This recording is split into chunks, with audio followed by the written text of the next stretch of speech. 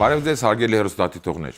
Մեր հայրենակիցը թեպետ առավել նշանավոր է կերպարվեստում իր մեծ վաստակով, սակայն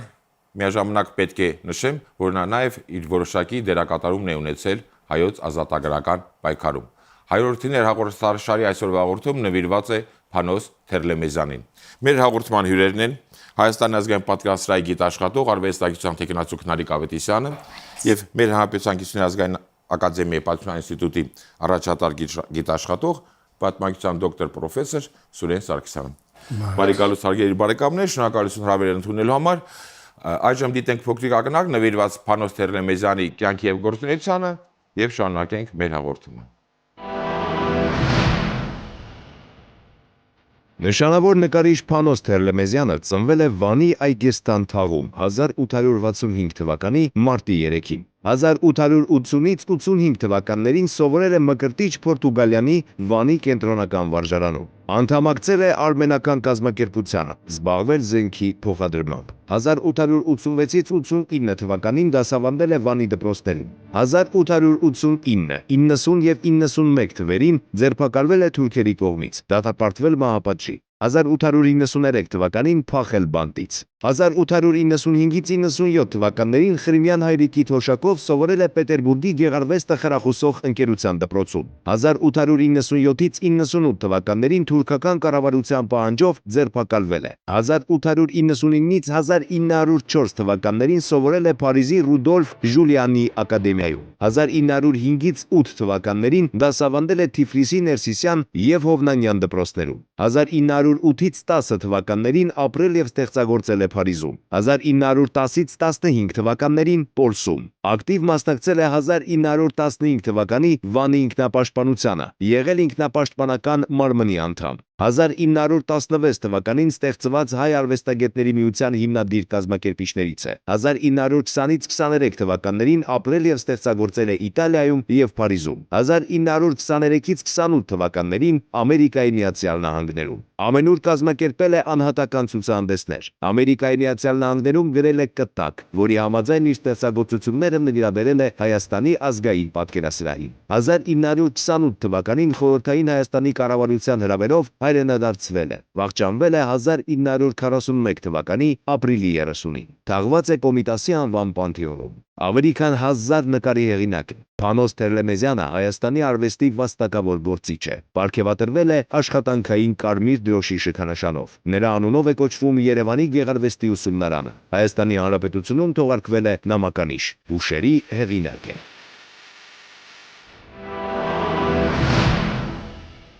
Տիկին Ավետիսյան, ընդհանուր առմամբ համոզված եմ կամ ցանկանում եմ, որ այդպես լինի, Փանոս Թերլեմեզյանը որպես նկարիչ մեր հայրենակիցներին հայտնի է կամ շատ թե քիչ տեղեկացված են մեր հայրենակիցները։ Խնդրում եմ ներկայացրեք Փանոս Թերլեմեզյան նկարչի տեղը ընդհանուր մեր հայ նկարիչների մեջ կամ հայ կերպարվեստում 5 կամ 10 անվանի նկարիչներ ունենք եւ այդ հնգյակի կամ տասնյակի մեջ նա ենթադրում է, որ իր արվեստով, իր արժանի տեղն է զբաղեցնում։ Անշուշտ դուք ճիշտ եք նկատում, Փանոս Թերլեմեզյանը մեկն է հայ նոր շրջանի կերպարվեստի վարպետներից, որը մեծ ներդրում է ունեցել նորագույն շրջանի հայկական գեղանկարչության զարգացման գործում։ Արվեստագետը մեծ ժառանգություն է մեզ թողել, բազմաթիվ նկարներ, գեղանկարչական աշխատանքներ, գրաֆիկական աշխատանքներ, ճեպանկարներ, էսքիզներ, էտյուդներ, բազմաժանր նկարիչ է եղել նա։ Ինքը այդպես իր մեծ ժառանգության մեջ նրա արվեստը գնահատվում է մեզանում հատկապես նրանով, որ նա կարողացավ նոր բարձունքի բարձրացնել հայկական բնանկարչությունը, չնայած որ նկարիչը ստեղծագործել է տարբեր ժանրերում, ստեղծել է դիմանկարչական աշխատանքներ, նատյուրմորտներ, կենցաղային նկարներ։ Փանոս Թերլեմեզյանը մեկն է հայ արվեստագետներից, սրանով նույնպես նրա ներդրումը շատ կարևոր է, որ արդյունաբերական բնանկարի ժանրի խորհրդային հայ կերպարվեստի այդպես սկզբնավորման շրջանում առաջ եկած այդ ժանրի հիմնադիրներից մեկն է, որովհետև տարբեր երկրներից Հայաստան էին եկել հայ մտավորականները, ի վերջո հայոց երազանքը իրականացել էր, ունեինք երկիր հանձինս խորհրդային Հայաստանի եւ տարբեր տեղերից հայրենիք եկած արվեստագետներից այնտեղ Մարտիրոս Սարյան առաջիններից, Սեդրակ Առաքելյան, Փանոս Տերլեմեզյան, Հակոբ Կոջոյան, Տարագրոս, Այցեմիկ Օրարտու, այդ շարքը կարելի է այդպես ավելին մեծացնել։ Մեկն էր Փանոս Տերլեմեզյանը, որ 28 թվականին Ամերիկայում, երբ որ նա մեծ ճանաչման արժանացած բազում անհատական ցուցահանդեսներ ունեցած նկարիչ էր, թողեց իր փառքը, իր մեծ հեղինակությունը եւ իր ամբողջ ժառանգությունը վերցնելով ստեղծագործական իր ժառանգությունը եկա բնակություն հաստատելու հայրենիքում եւ մասնակցելու նոր անկախ պետության մշակութային կյանքի զարգացմանը եւ իր աշխատանքները այդ նոր արվեստի ակունքներում գտնվող արվեստագետի աշխատանքներ են։ Շնորհակալություն, աշխատանքներին դեռևս կանդրադառնանք։ Պարոն Սարգսյան, փաստորեն դուրս է գալիս, որ Փանոս Տերլեմեզյանին բոլորը գիտեն որպես նկարիչ, սակայն Փանոս Տերլեմեզյանը միայն նկարիչ, միմյան նկարիչ, սակայն պարզվում է, որ Փանոս Տերլեմեզյանը մեր ազատագրական այդ ֆիդայական այդ պայքարում իր դեռևս 1880-ական թվերի վերջից սկսած իր որոշակի մասնակցությունն է ունեցել։ Անգամ կարծեմ այդ զինատար խմբերին է մասնակցել, արմենական կուսակցության անդամ եղել։ Այդ շրջանը խնդրում եմ ներկայացրի։ Սիրով նախ ասեմ, որ ժամանակակից երիտասարդությունը Տերլեմեզյան ավելի շատ գիտի որպես ուսումնարանի անուն։ Շատ դեպքերում չիմանալով նրա ոչ նկարիչ լինելու, ոչ ազատագրական մարտիկ լինելու հանգամանքը, բայց ինչ վերաբերում է ձեր հարցին, ասեմ, որ նա ոչ միայն մասնակից, ոչ միայն շարքային, այլ նաև ունեցել է բավականին ընդգծված դերակատարություն եւ որոշակի ժամանակաշրջանից հետո նույնիսկ պրոֆեսիոնալ հեղափոխական արեմտա իրականության ընդգրկմամբ երկար տարիների կյանք։ Կարծեմ զենքի տեղափոխմամբ էլ է, չես զբաղվել։ Այո, նա մի քանի անգամ զինատար խմբերի է մասնակցել, շատ փոթորկալից անցյալ ունի Տերլեմեզյան գործիչը, հեղափոխական գործիչը։ Ասեմ ձեզ մարդ, որի նկատմամբ 3 անգամ միայն մահվան դատավճիռ է ընթերցվել, այո։ Թուրքերը կարծեմ 2 անգամ, թե 3 բանտարկել են, չէ՞ կարծեմ նրան։ Նա կրել է պարսկական, թուրքական, էստոնական եւ ռուսական տարբեր, այսպես ես փորձեցի հաշվել, մոտ 18-20 բանտերի եւ զանազան այսպես փոխադրման էտապ բառն են օգտագործում տաժանակրությունները։ Նման փաստեր եք բերում, ոչ մեկից մտքով չէր անցնի, որ Փանոս Տերլեմեզյան նկարիչը նման բուրըն ազատագրական գործիչ է եղել եւ 18-20 բանտերում ավելին ասեմ, Պետերբուրգից տեղափոխելու ընթացքում նա եղել է գրեթե ռուսական այս արևմտյան բոլոր բանտերում էտապից էտապ փոխադրվելով ի վերջո հանգրվանել է Մետեխի բանտում, որտեղ նրա նկարագրությամբ այնպես է նկարագրում, որ Մետեխի բանտը կարծես մի շքեղ հյուրանոց լիներ։ Բոլոր դեպքերում նկարիչ է։ Նկարիչ է, բայց որպես նկարիչ հայացքով է բանտին նայել, պարզը։ Բայց այնքան տաժանակիր այդպես բանտերում էր եղել, արգելոնցում էր եղել, որ Մետեխը նրա համար շռայլ հյուրանոցի տպավորություն էր թողնում։ Ավելին ասեմ ձեզ, արձակքնությունների ժամանակ նա սովորաբար մարդուն 5-ից 7 օրից ավել չի կարելի պատժախցում կարծերում պահել, բայց նա նկարագրում միտեղ ուղղակի իր մասին նա շատ խուսափում է շատ իր անձի մասին խոսելուց, ուղղակի հնդածս ասում է, որ 23-րդ օրը ինձ կարծերից հրավիրեցին հարցաքննության, բայց նորից ոչինչ չստանալով հետ ուղարկեցին կարծեր։ Այսինքն դա կարծեր, այսինքն այդ մենախոց։ Ոչ, պատժախոց։ պատժախ, հա։ Կալանավայրերում կան հատուկ խցեր, որտեղ ուղարկում են անհնազանդ Պաստորեն 23 օր այդ նման այդ եւ նորից հետ են ուղարկում, թե որքան էլի մնում է։ Ուրեմն փաստորենա գերմարտկային այդպես հատկություններով օժտված գործի չի եղել։ Ավելացնեմ, որ ձեր մասնակից բառը մի քիչ սրտից դիպա, որովհետեւ նա եղել է մեր արեմտահայ իրականության մեջ գուցե թե միակ ամենածավալուն պաշտպանության ղեկավարն ինքնապաշտպանության Վանին ղեկավարներից առանձին կանրադառնանք, պարոն Սարգսյան։ Այսինքն մասնակից չասենք, ասենք որպես Ղեկավար։ լավագույն այո գործիչներից Այդ լավագույն գործիչը նշանավոր, արժանավոր, այո։ Հաջորդ րոպեներին Այո։ Տիկին Ավետիսյան, Պաստորեն Փանոս Տերլեմեզյանը հիմնավոր ակադեմիական կրթություն է ստացել Պետերբուրգի, Փարիզի այդ Ժուլիանի ակադեմիաները 1000 կարծեմ 1000 թե 1000-ից ավել նկարի տարբեր ժանրի նկարի հեղինակ է։ Բայց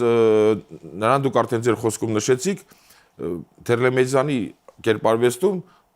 թե քանակի եւ թե, չգիտեմ, որակի առումով գերակշիռը դա բնանկարներն են, պեյզաժները եւ միգուցե նաեւ դիմանկարները։ Դիմանկարչական աշխատանք։ Ձեր պատասխանում, եթե այդ ալբոմում նման օրինակներ կան, կխնդրեի մեր հեռուստատիտողներին հայրենակիցներին ցույց տայիք։ Նման վառ օրինակներից։ Վառ օրինակներից Բնանկարներ եւ ես ուզում եմ սկսել ցուցադրությունը ոչ թե բնանկարչական աշխատանքներից, այլ նրա դիմանկարչական աշխատանքներից, որոնց մեջ լավագույնը եւ գեղարվեստական կոմիտասի, այո, կոմիտասի դիմանկարն է եւ ստեղծել է ոչ միայն կոմիտասի դիմանկարը, այլ իր ժամանակի հայ մտավորականների, քաղաքական գործիչների դիմանկարչական աշխատանքների շարք, որոնց մոտ պարզապես կոմպոզիցիայի առումով եւ նրանք բոլորս էլ գիտենք, որ միասին ապրել են Պոլսում, այդպես միասին ճամփորդել այն ժամանակ, երբ որ Կոմիտասը հայկական ժողովրդական երգեր էր հավաքագրում, այդ ժամանակ էլ Կոմիտասի ծննդավար Քյոթանիայում այդպես բնանկարչական գողտրիկ աշխատանքներ էր անում Տերլեմեզյանը եւ այդպես բնորդից արած լավագույն դիմանկարչական աշխատանքներից մեկն է եւ հայ դիմանկարչության դասական ռեալիստական դիմանկարչության գլուխգործոցներից ստեղծել է նաեւ Անդրանիկ Զորավարի այնուհետև Աքսել Բակունցի, Գուրգեն Մահարու եւ իր ժամանակաշրջանի շատ դիմանկարչական հայրենակիցների եւ իր ինքնադիմանկարների ամբողջ շարք ունի, որը սկսվում է հենց այդպես նշեցինք նրա բանտարկության ժամանակաշրջանը եւ Ռիվելի բանտում նրա ժամանակ իր առաջին գրաֆիկական գծանկարներից մեկն է, որ արդեն երևում է այդ մտավորականի տոկուն կամքը, նվիրվածությունը իր գաղափարներին, իր սկզբունքներին եւ ինքնանկարների այդպես բազմաթիվ օրինակներ, որտեղ այդպես մարդ անհատի կերպարի մեկնաբանման լավագույն այդպես գործերը կարելի է համարել։ Ահա նրա հաջողված ինքնանկարներից մեկն է։ Դրանպես նկարիչների ինքնանկար քիչ են կատարում, չէ՞։ Այդպես Բայց Տերլեմեզյանի մոտ հակառակ պարագան է, բազմաթիվ ինքնանկարներ ունի։ Որոնք այդպես իրենց ինքնանկարների շարքով կարելի է ասել իրենց ժամանակաշրջանի մտավորական մարդու կյանքի խոհերի, մտորումների, իրականության հետ հարաբերվելու ամբողջ մի պատմություն են ներկայացնում։ Այս առումով Տերլեմեզյանի կենսագրության մեջ կարելի է դիմանկարչական աշխատանքների մեջ առանձնացնել նրա ինքնադիմանկարները։ Ստեղծել է նաև այդպես սկսեցինք դիմանկարչական աշխատանքներից կարևորվում է նրա արվեստում նաև կենցաղային ժանրի կամ բնանկարներ, որտեղ այդպես կենցաղային փոքրիկ դրվագներով բնապատկերը ավելի այդպես շունչ եւ մարդկային կերպար է կարծեք ստեղծվում եւ վաղ շրջանի նրա այդպիսի աշխատանքներից մեկը Բրետանուհին ջրհորի մոտ աշխատանքը առաջիններից մեկն է, որ 1900 թվականին արված աշխատանքն է, որ առաջի անգամ ընդունվել է եւ ցուցադրվել է Փարիզի սալոնում, այսինքն այն հասուն իր ասելիքով, իր կենսափորձով նաեւ արվեստագետներից մեկն է, որ իր առաջին աշխատանքները եվրոպական քմահաճ հանրությունը ընդունել է։ Այնուհետև այդպես բնանկարչական աշխատանքների մեջ շատ մեր հայրենի բնության տարբեր պատկերներ, տեսարաններ, հայրենի բնության տարբեր տեսարաններից այդպես պատմաճարտարապետական հուշարձաններով բնապատկերներ է արել, որոնցից ուշագրավ է Սանահինի վանքի գավիթը աշխատանքը, որը Մյունխենի միջազգային ինքը մասնակցում էր այդ ժամանակ Թուրքիայից որպես նկարիչ միջազգային եվրոպական միջազգային ցուցահանդեսի մասնակից եւ Սանահինի վանքի գավիթը, որը նույնպես ազգային պատկերասրահի հավաքածուի լավագույն աշխատանքներից է, շահել է ոսկե մրցանակ, այսինքն այդպես Թերլեմեզյանի համար կարելի է ասել, որ այդպես ժանրի առումով, իր ստեղծագործական կենսագրության առումով, այդպես իր ազգանվան մեկնաբանությունը քրտնաջան անխոնջ աշխատող եւ իր վաստակը մեզ որպես ժառանգություն թողած արվեստագետներից է։ Շնորհակալություն։ Պարոն Սարգսյան, արդեն ձեր խոսքում ասացիք, ձևակերպումս ետ եմ վերցնում, արդեն անցնենք 1915 թվականի Վանի ինքնապաշտպանությանը, մասնավորապես Թերլեմեզյանի կյանքի այդ հատվածին ծանոթանալով, ինձ համար 18-20 բան նշեցիք, ինձ համար հայտնագործություն էր, որ Վանի ինքնապաշտպանության ժամանակ Փանոս Թերլեմեզյան նկարիչը եղել է ամենալավագույն դիպուկահարը։ Հանկասկած իհարկե Թերլեմեզյանի կենսագրական շատ մանրամասների մենք ծանոթացել ենք նրա հուշերից։ Հուշեր առանձին կներկայացնենք, պարոն Սարգսյան։ Որտեղ բավականին հասուն գրչով հեղինակը ներկայացրել է ինչպես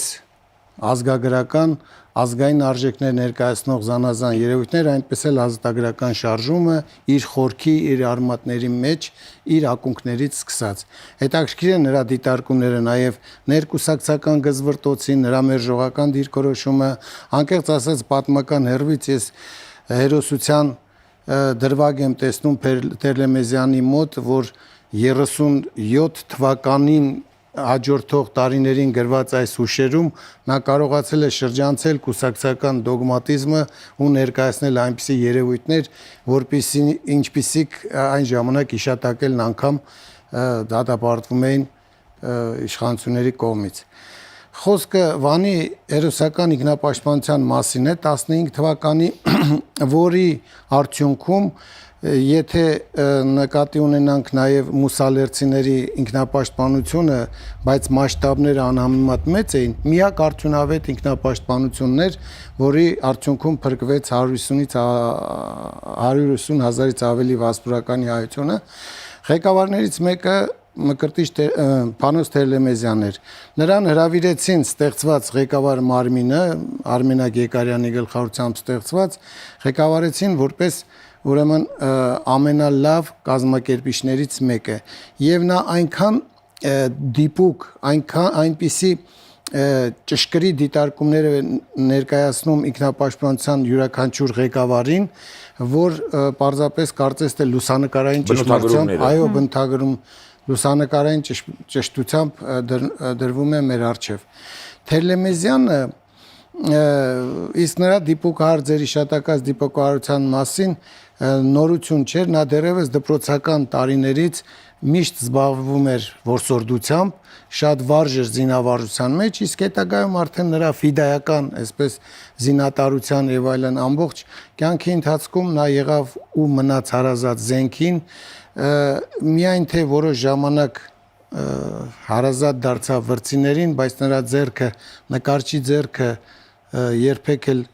չդողաց նաև հրացանով նկարելու։ Ճիշտ է, որ Վանի ինքնապաշտպանության ժամանակ դիրքից դիրք են տեղափոխել Թերլեմեզյանին, որպեսզի դիպուկ կրակոցով այդ թուրք զինվորականների շարքից հատկապես համարցակ թուրք, համարցակ հրամանատարներին, գիտեք, ժամանակաշրջան նկատի ունենք ընդհանրապես թուրք զինվորի հոգեբանությունը հրամանատարի հետևից գնալն է, առաջնորդի։ Ինքնուրույն, այսպես քայլեր անելուն այնքան էլ նրանք Եվ դրա համար Թերլեմեզան հենց առաջերտին թուրք հրամանատարին է շարքից անում, որպեսզի հրամանատարին հանում էր շարքից եւ դիրքը ուսալքվում էր։ Եվ դա պատահական չէր, ինչու, որովհետեւ ինքնապաշտպանության ղեկավարությունը բոլորն էլ արեմտահայեր էին, իհարկե Արամ Մանուկյանին բացառենք, բայց նա այնքան էր ապրել Վանում, որ արդեն էությամբ նա էլ գիտեր թուրքերի հոգեբանությունը եւ կարողանում են ճշգրիտ ձևով նաև օգտագործել Փանոսի այդ դիպուկահար լինելու հանգամանքը։ Նրանք կոտրում էին թուրքերի հոգեբանական ամրությունը, զինվորներին առաջ տանելու ձգտողին շարքից հանելու այդ հանգամանքը, որոնք ես զինվորական չեմ, բայց զինվորական մարտավարության տեսակետից անհրաժեշտ է ուսումնասիրել նաև այսօրվա հերվից։ Տիկին Ավետիսյան, դուք ձեր խոսքում նշեցիք, որ մի քանի տարի ապրելով Ամերիկայի Միացյալ Նահանգներում Թերլեմեզյանը այնտեղ բազմաթիվ ցուցադրություններ ունեցել եւ արդեն հայտնի նշանավոր նկարիչ էր, սակայն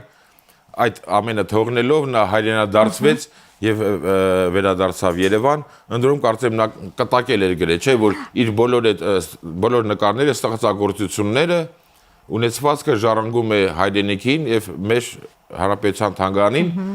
Այժմ ինչքան տեղյակ եմ, մեր ազգային պատկերասրահում Փանոս Թերլեմեզյանի, եթե ոչ բոլոր, համենայն դեպս մեծ մասը աշխատանքների ձեր մոտ է, չէ, պահպանվում եւ ցուցադրվում։ Եվ կարծեմ միջոցառում 150-ամյակը նշել եք ձեզ մոտ։ Այո, 150-ամյակը, մինչ 150-ամյակի միջոցառումներին եւ այդ առիթով ի վերջո այդպես գեղեցիկ համահավաք ամբողջական պատկերագիր հրատարակելը, կուզեի 1-2 խոսք ասել բնանկարչական աշխատանքների մասին, որոնք շատ են կարևորվում հայ կերպարվեստում։ Նա բերեց թեմաների շատ բազմազան մեծ այսպիսի աշխարհագրական կարելի է ասել մեծ դաշտ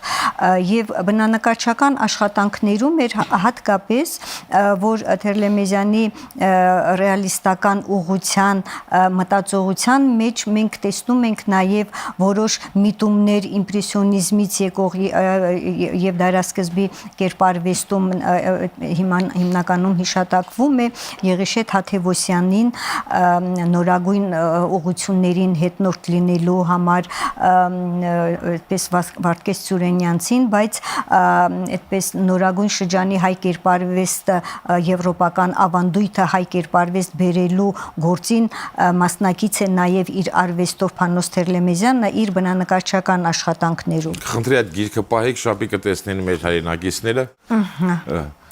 Եվ ձեր մոտ է ամփոփված Թերլեմեզյանի բոլոր ստեղծագործությունները։ Թերլեմեզյանի կարելի է ասել այն բոլոր ստեղծագործությունները, որոնք նա ցուցահանդեսների ժամանակ վաճառել է, իր ժամանակի մամուլը եւ այլ տեղեկություններ կան, որ նրա ցուցահանդեսներից շատ աշխատանքներ նաեւ գնում էին, մասնավոր անձինք գնում էին դա եւ Եվրոպայում, որովհետեւ նա աշխատել է եւ Թիֆլիսում, Կոստանդնուպոլսում,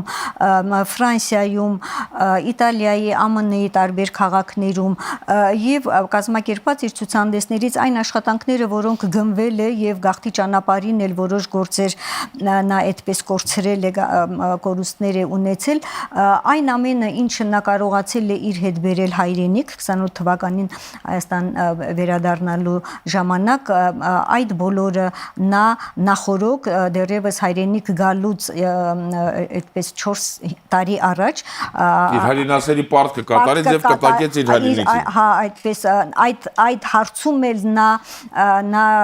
իր սկզբունքներին հայրենասիրական հայրենիքին անմնացորդ նվիրված լինելու իր կարգախոսին հավատարիմ մնաց, ուներ զարմիկներ, զարմուհիներ, մեծ ցեղ ու հայրենասիրությունը բոլոր բնակավարներում դրսևորվել է Թերլեմեզյանի կրակելուց վրձինից եւ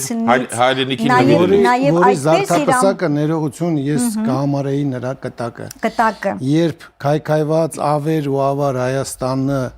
Հայաստանի ապագան շատ մշուշոտ էր եւ հանկարծ Միացյալ Նահանգներում ազատ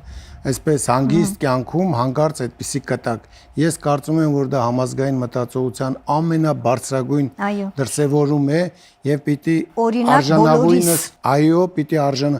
որքան միլիոներ, միլիարդներ են կորչում այսօր, հենց այսօր մեր հայ մեծարուսներից, չգիտես ուր են գնում այն դեպքում, երբ Հայաստանը, հայ մարդը, հայ շինականից սկսած մինչև Թերլեմեզյանի այդ օրինակը թող բոլորի համար վարակիչ լինի, օրինակը վերցնեն Թերլեմեզյանից։ Հարկավոր է անընդհատ խոսել եւ այդ հայրենասիրության դրսևորման լավագույն եւ ամենաուսանելի օրինակներից մեկը պիտի ընդգծվի։ Այո։ Եվ այդպես իր կտակի համաձայն իր ամբողջ ստեղծագործական ժառանգությունը եւ դա բավականին ստվարածավալ մի ժառանգություն էր 1080-ից ավելի աշխատանք ստեղծագործություն, որոնց մի մասը մասնակցել էր 1941 թվականի իր հոբելյանական ցուցահանդեսին եւ այն ամենը ինչ գտնվում էր իր արվեստանոց բնակարանում, բոլորը ուրեմն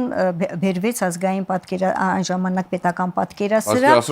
եւ շատ ապահով տեղ է գտել եւ նաեւ ժամանակաշրջանի արվեստի ուսումնասիրության համար կարեւոր է, որովհետեւ ինքը ուներ նաեւ արխիվային բավականին ուշագրավ նաեւ իր ձեռագրերը,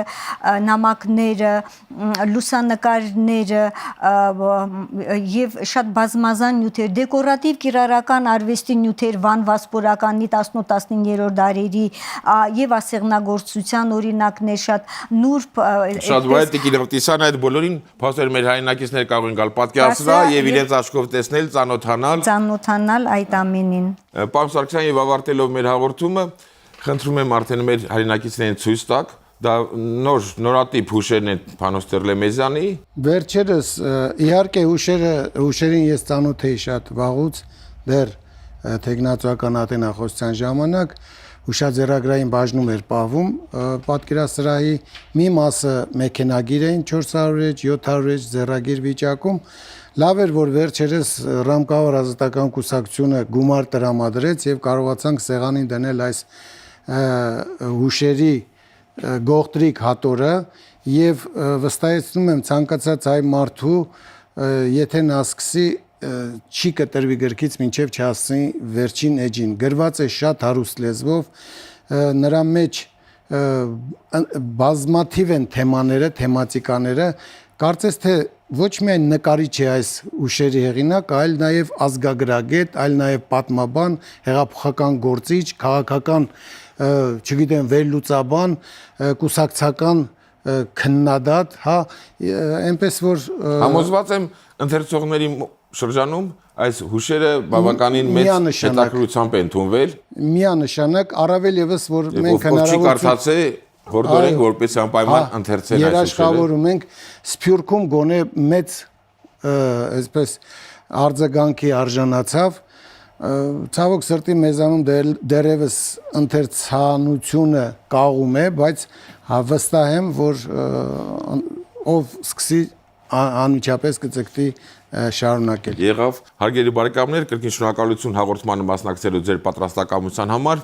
Այսօր ձեր օգնությամբ մեր հայրենակիցները իմացան թե Փանոս Թերլեմեզյան նշանավոր նկարչի մասին եւ թե Փանոս Թերլեմեզյան